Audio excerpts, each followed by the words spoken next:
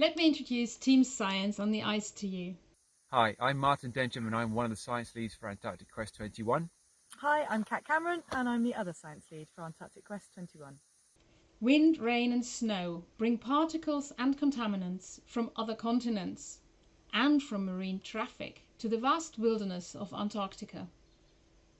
The concentrations of metals in the snowpack will be extremely low, lower than the metal concentration that washes off your fingers into a small volume of water after you would handle your door keys or a few coins for a moment.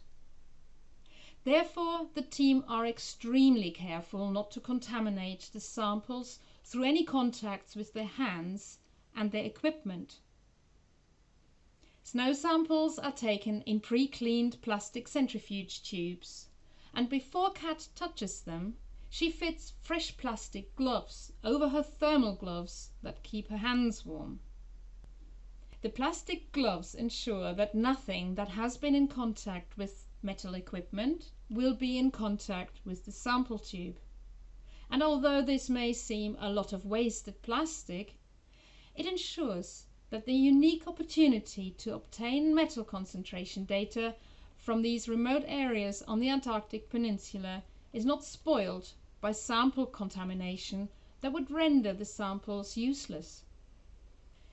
Before samples are taken, Kat and Martin find a spot of pristine snow that is at least 100 meters away and upwind from any route that has been skied before and any of the trampled area around the camp. This ensures that the snow sampled just carries metals from mid to long-range atmospheric transport and is not influenced by the presence of the expedition team on the ice. The team also takes a field blank to assess the potential of contaminating the samples locally.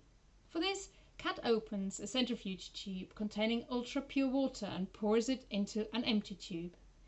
This brief exposure of the water to the open air would pick up any contamination that emanates from Kat's presence and her handling of the tubes. And all of this is shown in the clips taken by Martin of Kat sampling on the ice. Okay, so I've got the bottle of blank water and the blank bottle. This is a sample bottle, so I'll just leave that there for the moment. I'm making sure the wind is coming so from above us, which in this case is coming from the sea.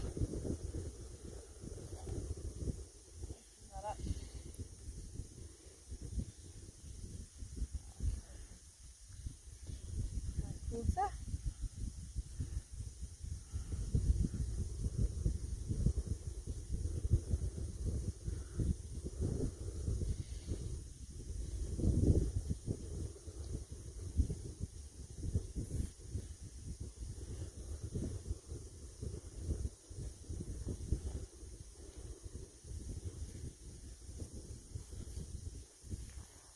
This is going to be sample number 50 for the metal contaminants.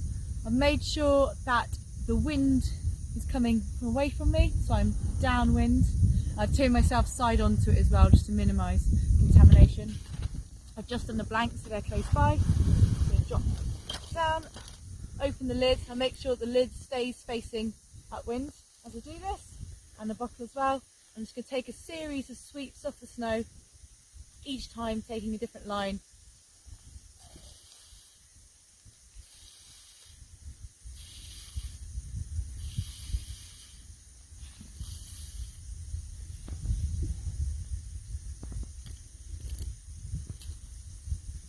Pop the lid on there without touching the rim, but what I'm going to do now is give it a bit of tap because the snow will drop down, and I'll be able to get a bit more sample into the little vial. There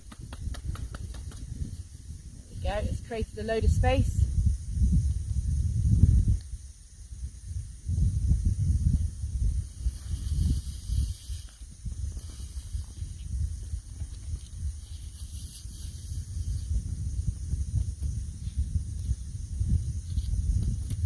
And again, I take lots of care to make sure I never touch the rim of the lid or the top of the bottle. After sampling, Cat and Martin securely pack away the centrifuge tubes in a plastic bag that protects them from dust and dirt. They will be brought back to the UK, where they will be handled and analysed in ultra-clean laboratories at the University of Plymouth. The results will be used for calculating the amount of metals that potentially are released into the sea due to snowmelt, feeding the base of the oceanic food web in the Weddell Sea.